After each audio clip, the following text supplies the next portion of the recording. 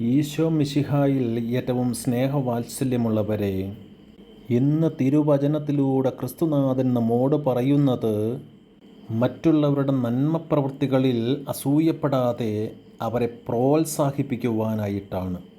ഊമനായ ഒരു പിശാചിനെ ഈശോ ബഹിഷ്കരിച്ചപ്പോൾ ആ പിശാച് പുറത്തു പോവുകയും ഊമൻ സംസാരിക്കുകയും ചെയ്തു. ഇത് കണ്ട ജനങ്ങൾ അത്ഭുതപ്പെടുകയും അവരിൽ ചിലർ പറഞ്ഞത് ഈശോ പിശാചുക്കളുടെ തലവനായ ബേൽസെബൂലിനെ കൊണ്ടാണ് പിശാചുക്കൾ ബഹിഷ്കരിക്കുന്നത് എന്നാണ്. കാരണം അവരിൽ പലർക്കും ഈശോയുടെ ദൈവികതയെ മനസ്സിലാക്കുവാനോ അംഗീകരിക്കുവാനോ സാധിക്കുന്നുണ്ടായിരുന്നില്ല. അവരംഗീകരിക്കുവാൻ തയ്യാറുമല്ലായിരുന്നു. തങ്ങളെക്കൊണ്ട് ചെയ്യാൻ സാധിക്കാതെ പോയ നന്മ ഈശോ ചെയ്തപ്പോൾ അതിൽ അസൂയപ്പെട്ട് തിന്മ കണ്ടവരാണ് അവർ. ഇന്ന് നമ്മിൽ പലരും അതുപോലെയാണ്.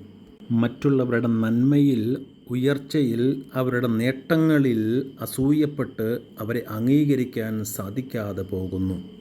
ഈശോയിൽ സ്നേഹമുള്ളവരെ, മറ്റുള്ളവരുടെ നന്മകൾ കാണുവാനും അവരുടെ ഉയർച്ചയിൽ സന്തോഷിക്കുവാനും അവരുടെ കഴിവുകൾ അംഗീകരിക്കുവാനും നല്ലൊരു ഹൃദയം നമുക്ക് നൽകണമേ എന്ന് പ്രത്യേകമായി ഈ നോമ്പുകാലത്ത് നമുക്ക് പ്രാർത്ഥിക്കാം. സ്തുതിയായിരിക്കട്ടെ.